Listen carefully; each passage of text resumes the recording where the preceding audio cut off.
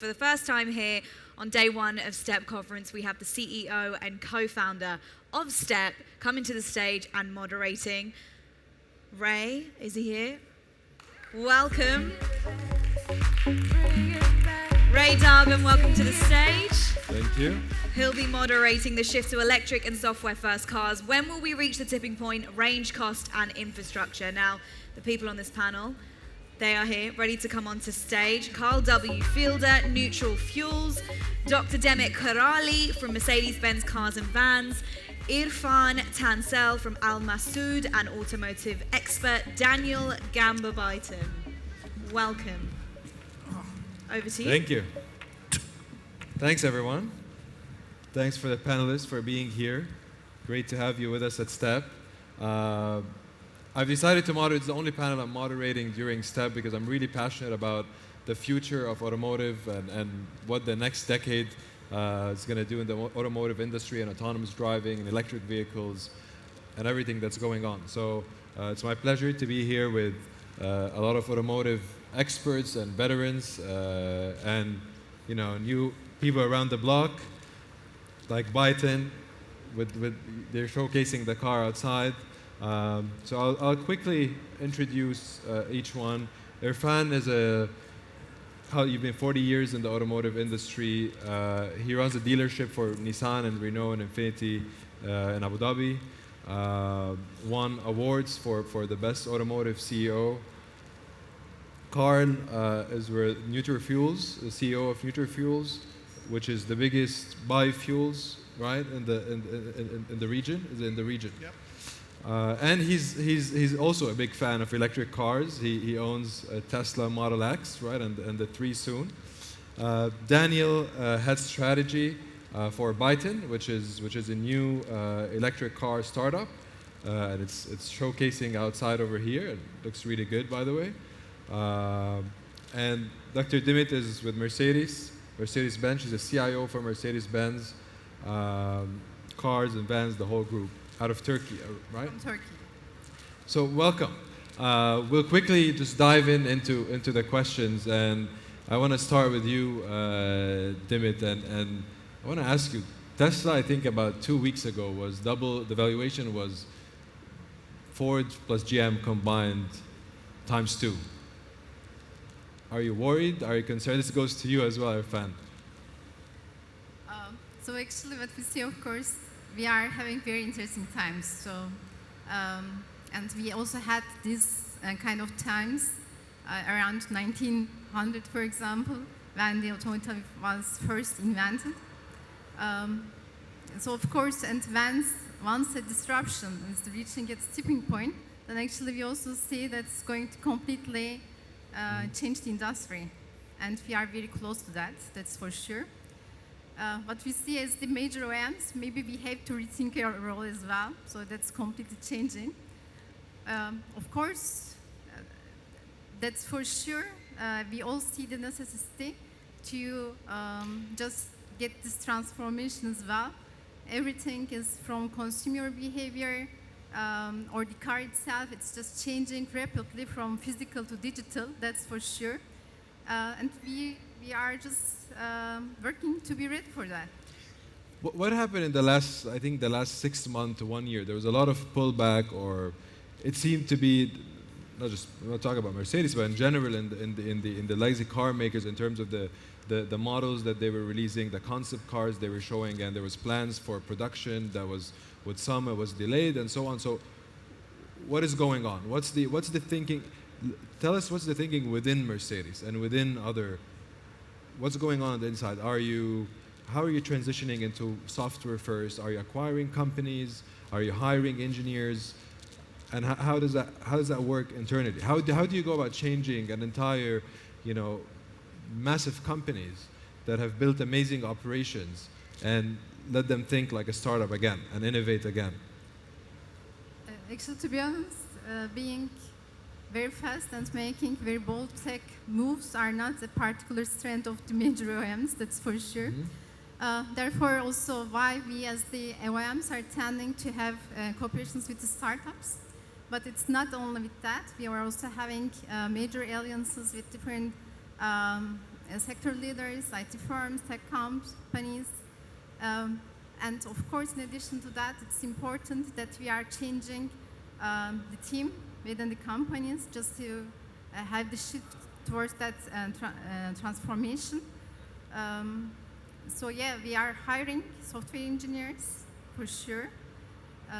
But it's not only with that, it's also with regard to the hubs we are conducting, for example, establishing within different areas of the globe. And also with the cooperations, as I mentioned, that we are getting that young blood within the company as well. Mm-hmm. And do you think that will, are you seeing the effect already in terms of changing the, both on the operating system of the car front and the autonomous driving? Is it having an impact within in order to, I mean, I still see the buttons on a lot of the, like it's mostly buttons, right, within the car as an experience. When is that going away? Is that, do you think that's going away soon in general? So what is important for us, of course, to make the feeling to the consumer, first of all, to create a very intuitive and natural feeling. That's very important. And for sure now, the conventional car is just transforming something towards software-oriented product. When we are talking about the car, there are more than 100 million code lines in a car, for example. That's for sure it's changing. But still, due to that complexity, it's not, it shouldn't be the case that we are also reflecting that complexity to the consumer, but just having this experience provided to them in the most natural and intuitive way. I think we have good examples in Mercedes with our new dashboard like MBUX, etc. But still, we are progressing. Maybe it had been maybe faster, but of course, it's important that we will continue like that. Let me bring in Daniel here. I think Byton is former executives of BMW that started the company. So it's people who were in companies like Mercedes and BMW. How is it different when, you know, now Byton is more like a startup? So maybe from your experience, you know both. So at least some people within the team know both. You know, how do you innovate within a startup, and how you innovate within you know a much bigger company. Right, so Byton started about 4 years ago, based on impulses from ex-BMW, Tesla executives that saw a unique chance in the market to do something different. So by now we have a unique mix of, I would say, 70% automotive, 30% tech in the company. The philosophy has changed quite tremendously as we intend to basically develop and engineer the vehicle from the inside out, really focusing on the user experience, and on the time that we give users back while stuck in traffic and in the car. So there is a whole, let's say, change and philosophy behind that to really focus on connectivity, on the user experience, on the software architecture behind that. So based on that, we brought in people from Silicon Valley, which is where our R&D center and hub is. There's folks from Apple, from Google, and from Facebook, which help to realize that vision. The car looks beautiful.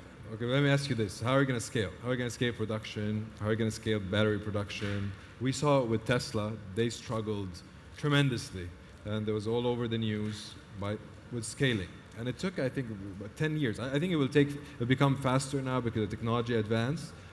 But what's your plan in terms, you know, when are you starting production? How fast are you going to scale production? I spoke to a lot of people when I posted it yesterday, and I got a lot of messages, people saying, you know, an amazing car. I want to reserve one, but can they get one? Yeah, so it still takes a lot to industrialize a vehicle. What we did is we built an own manufacturing site in China, where we control our quality and ramp ourselves. We'll start production later this year, hit the Chinese market first, then go to Europe and US.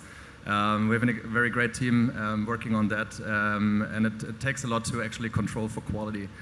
So there are a lot of mistakes from previous attempts in the industry.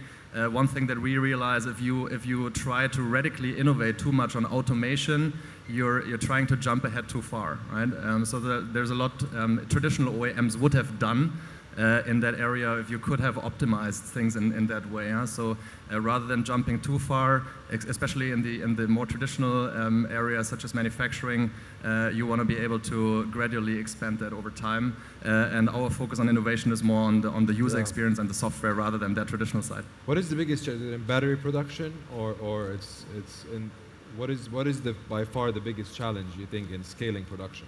Which part of the production is the trickiest? So I think batteries are increasingly commoditized. So we source our cells from CATL in China, have not decided to step into our own battery cell production, but we build our own packs. At the end of the day, it's about ramping up quality and getting the product out because time to market is essential. What's the capacity on the starting, the M-Byte? What? So the factory is set for 300,000 units annually. And the range for the car? The range is up to 500 kilometers. 500 kilometers, okay. Which from our side and from our belief is a perfect... We've seen that differ though, and a lot of, I mean, last year the Taycan, the Porsche that it launched from Step, and then after it, you know, they announced the concept car, but when they announced the production vehicle, the range differed a lot, and the price point as well. So do you think that's going to be a challenge in general, like from what you expect to what actually ends up happening? Price of course still decides, like design, the traditional let's say purchase criteria. At the end of the day, there's a lot of testing that goes into it. We believe in a very strong roadmap from a battery technology perspective. So there's really no reason anymore to kind of challenge battery electric vehicles in terms of being the first car in the household. Okay. I think there's a strong tipping point in the market where you see, let's say, the usability of an electric vehicle severely being able to compete with the traditional combustion engine vehicles. Okay, let me switch to Irfan here. I'm not going to ask you about Carlos Ghosn, although I'm sure a lot of people would like to hear about that. But I think there is a shift in it. I mean, the Leaf was probably, which was somehow pioneered by Carlos Ghosn. It did like a big step in the whole industry. There was a good adoption for the price point that it was coming in. So what's happening now in Nissan? Is the Leaf going to be the main vehicle? Is there other vehicles that are going to come on and models? When are they going to come about? Well, there's a lot happening at the moment. I'm sure. Yeah, especially when it comes to technology, when it comes to connectivity, when it comes to electric cars, autonomous driving. So it's not only Nissan. I'm going to come to Leaf in a minute, but in general, automotive industry is going through this transformation. And it's basically, you know, a lot of people say, well, this is because of technology. But actually, it is all about affordability, because electric cars were, you know, were already available in 1920s. It was out in the market, but it wasn't usable, and it wasn't affordable, and it didn't make the stage. But over the past 10, 15 years, there has been tremendous amount of concentration by all manufacturers to make it happen. And of course, technology is an enabler that makes things happen. And this focus is with Nissan no different than Mercedes or BMW or any other car makers. And Nissan's Leaf is probably one of the pioneers because this is the only electric vehicle in its second generation. Yeah.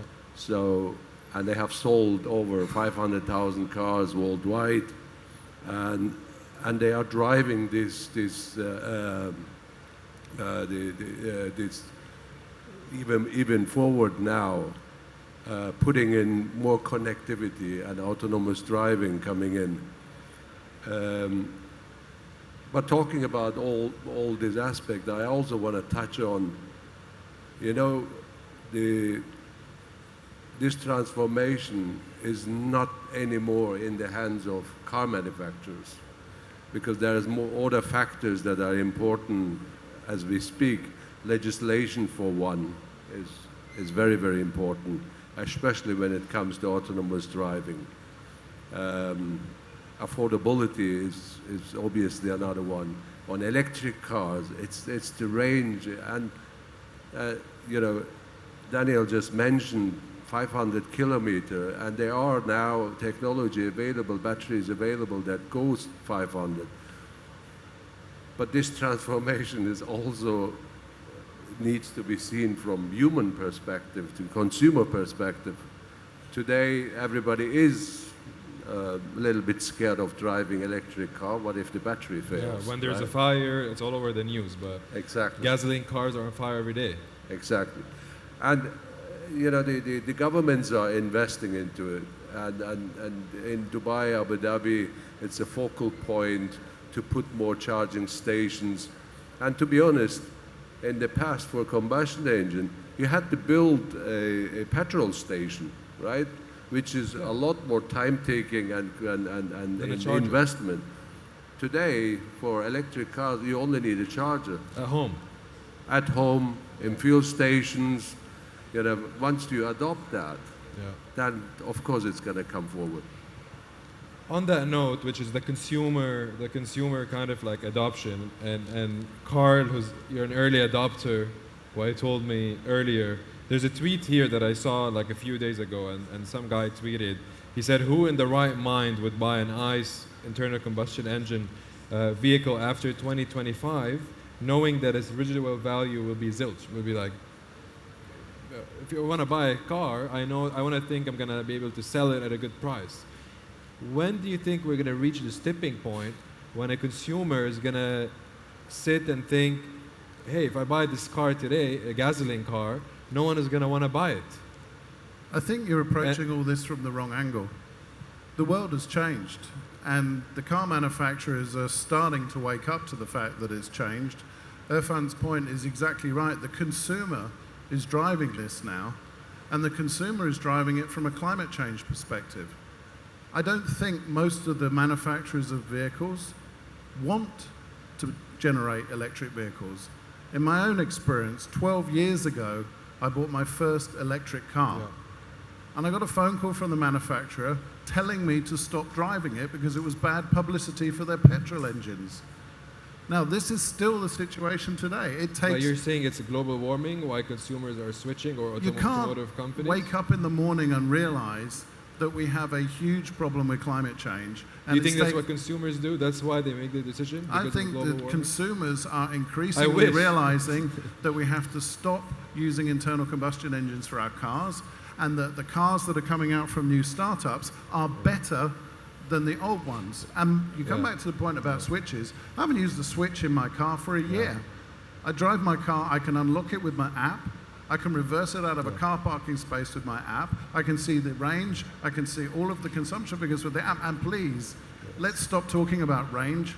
That's a myth that was put out by the fossil fuel industry to stop electric cars. I have the smallest range Tesla. I charge it in my garage. It took me 2 days to install a charger. That's it. I charge it in my garage at night. I drive to Abu Dhabi. I come back again. You don't need to go anywhere. It's the smallest Tesla they make. I want to go back to your point, though, which is very important. You're saying that consumers and automotive companies make the decision to switch because of global warming, or like, do you think that? Because we see, I mean, of course, there are people that care about the environment, that think about the environment, maybe like you, like me, that would want to make that decision and transition because of that. But is that the main changing element, or is it the performance matched with the price and the value of the car? So the economics. I think the economics. I think that you've got a disruption occurring in a massive industry that's been around for 100 years. Those manufacturers that have been around that long don't know what to do with this disruption. Startups are coming in. Within 10 years, they're taking over a market dominating position. Nobody would think that's possible. But in those 10 years, you've got startups that are generating better product that fits what the consumer wants better. And the existing players are just looking around going, what happened? I make all my money out of servicing. I don't make any money out of selling cars. How can I make money in the future if there's almost no servicing of electric cars? The last time I took my Tesla in for servicing, I said, I'll come back tomorrow and pick it up. They said, why? I said, well, because you've got to fix a bunch of stuff. They said, yeah, it'll be ready in 45 minutes. 45 minutes and no charge. The world is completely changing, And I think that if we sit here and imagine and hope that it won't change, it won't stop it. It will change, but I don't know if I want to get your opinions on what will be the tipping point? What's the reason for transition? Is it economics? Is it because automotive companies are scared and worried about new startups and Teslas and others and Rivian and Byton and all the others that are coming around, and the economics of it's going to start making more sense? What is the core reason, and when are we going to reach the tipping point? And is it this year, next year? When is it? Demet. So from consumer perspective, actually, the main hesitation there is not coming from range, but from the availability of the charging stations. And there are very good steps, first of all, to enhance the number of the power charging and fast charging stations. So I think it's going to anyhow change a lot.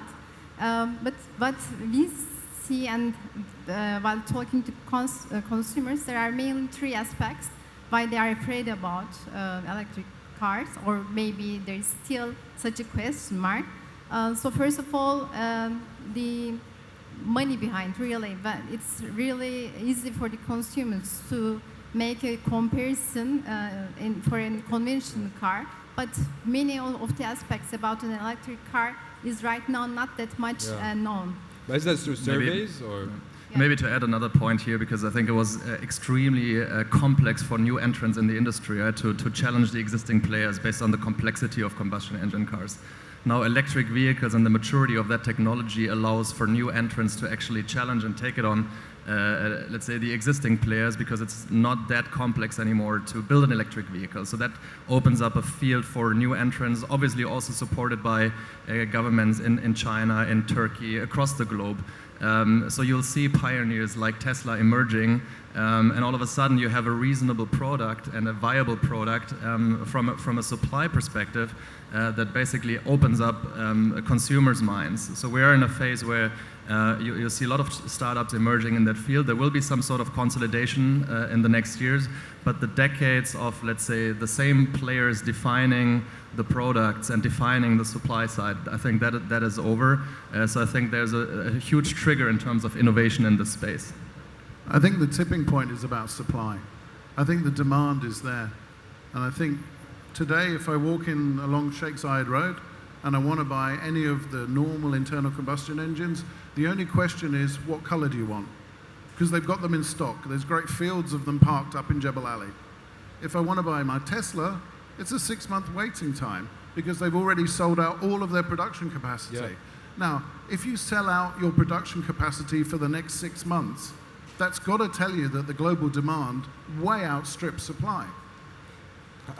You're in the dealership business. How do you know what consumers want? Do you survey them? Do you ask them, or like? Well, everybody has got a very, very valid points here. And I absolutely disagree that the combustion engine is going to die. Because there are enthusiasts, there are people, there are Niche. petrol heads like myself. It's going to take generations until this disappears. Absolutely, electric cars are up and coming. And absolutely, and especially, not necessarily my friend Karl here, because Karl buys a Tesla. Karl doesn't buy Tesla because it's electric or because it's affordable, because he doesn't have to go to the service center. Karl buys it because he identifies himself with Tesla. He wants to be seen with Tesla, and he wants to show to his neighbors and to his friends. But the majority of electric cars are actually demanded, and especially in the West and in North America, by small consumers and fleet owners, exactly because of service, because lifetime expenses and ownership expenses. Because in an electric car, comparable to combustion engine, you have got 10 times less moving parts, right? And that means wear and tear is less, service is less, but it's not necessarily Tesla. I have to defend myself here. So one of my neighbors just went out and bought an Audi R8. He's a petrol head. when I challenge him to 0 to 60 or 0 to 100 kilometers, and I am 0.4 of a second faster than he is, I don't know what it is about being a petrol head that makes you a petrol head anymore, because it used to be about acceleration, about style, and about speed.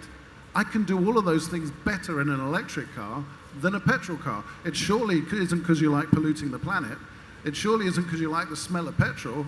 So if I can do everything better with an electric car, why the dickens do you want to be a petrol head anymore? Very well said. I think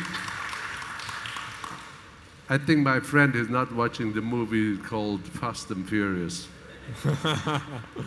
I'm sure they're going to have an electric car at the next one. How many beautiful ladies do you see around an electric car?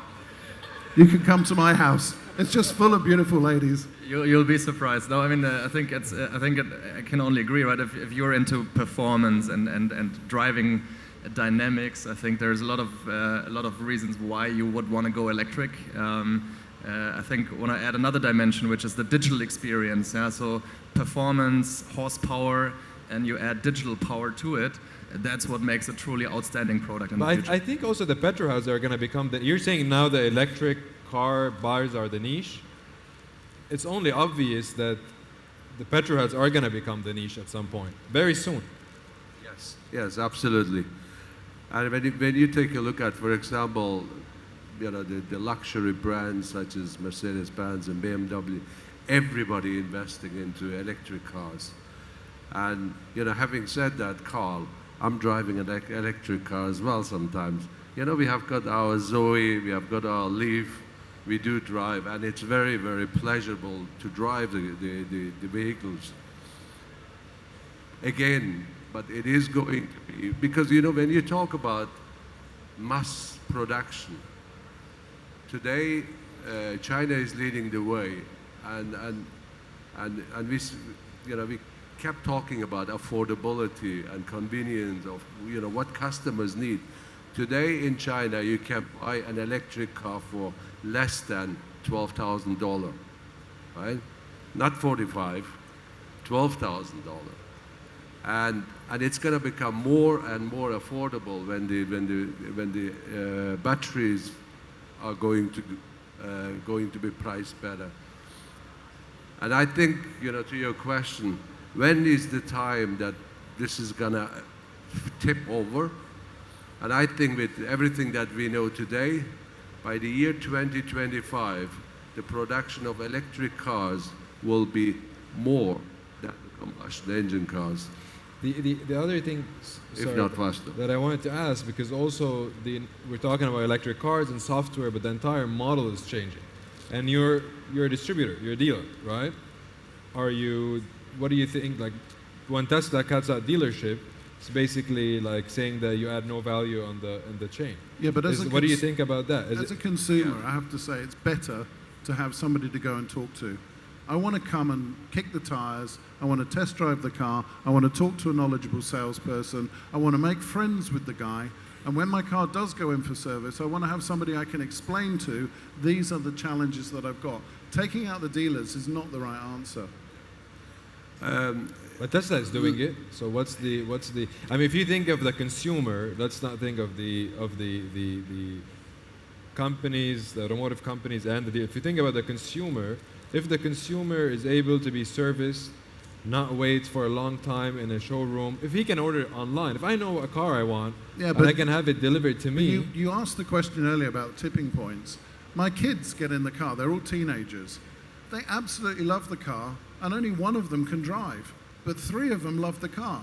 They love it because it's got Netflix, because it's got YouTube, because it's got Spotify. I haven't got a clue what Spotify is, but my kids love the car because it's got Spotify, it's got all of their stuff on it. Now, when I took handover of my car, they said, there's your car, that's the way the windscreen wipers work, that's the gear lever, have a nice day.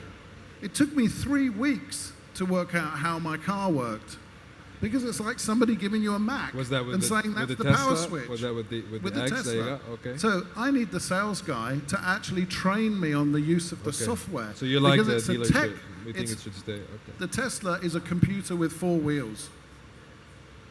I love Daniel. that I have to reply to that. I think it's a great topic that you bring up, Karl. We actually call our vehicle smart device on wheels because it's nothing else than that. It's ultimately a smartphone with wheels that drives, where it's all about usability. It has to be intuitive.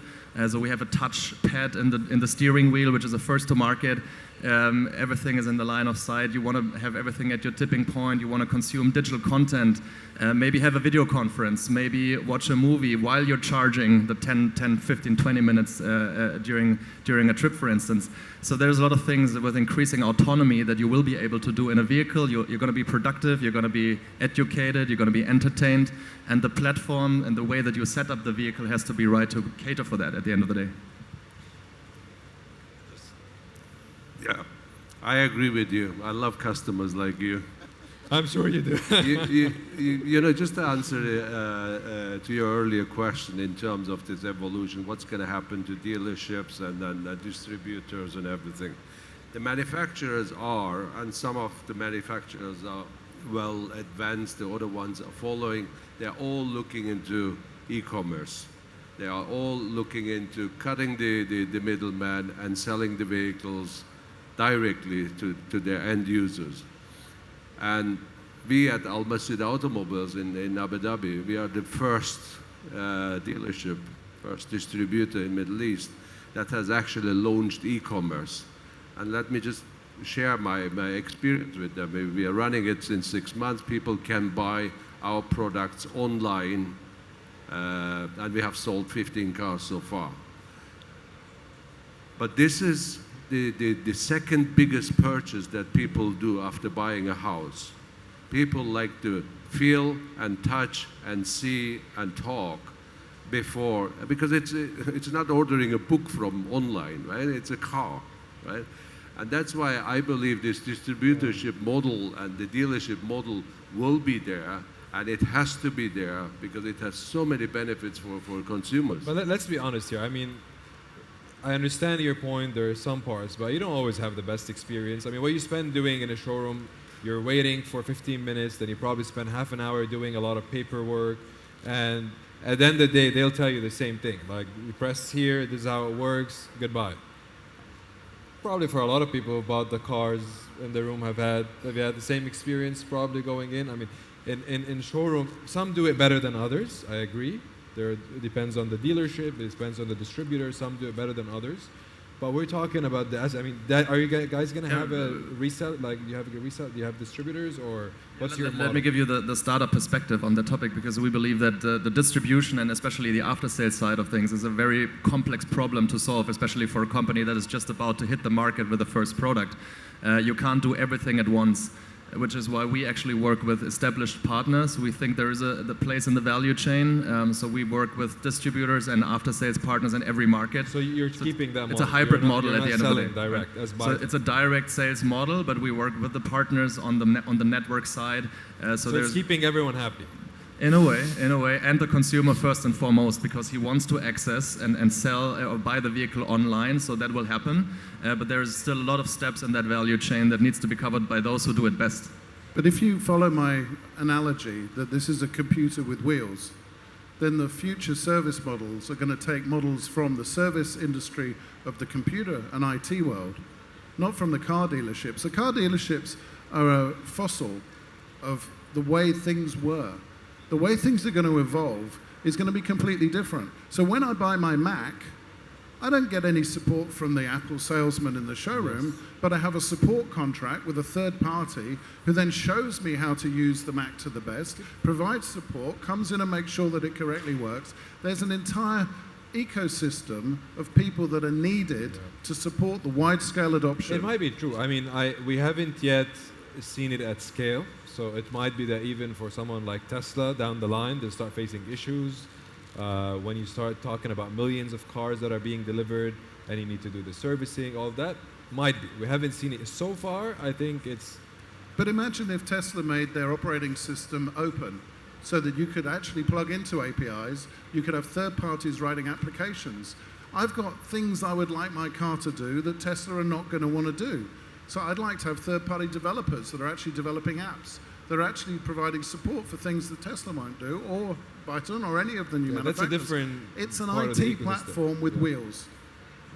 And in terms of the on the software front and the software and electric. So if you look at, for example, Ford, the Mustang, the Mach-E, and I think is kind of a case study. We'll see when the car comes out. But the CEO that came in completely changed the way things are being done within Ford. That is what he said. So he kind of built a separate team, reports directly to him, and it was as if it's a separate team working as a startup in order to build, the software, in order to build different capabilities that are within, and to deliver quickly.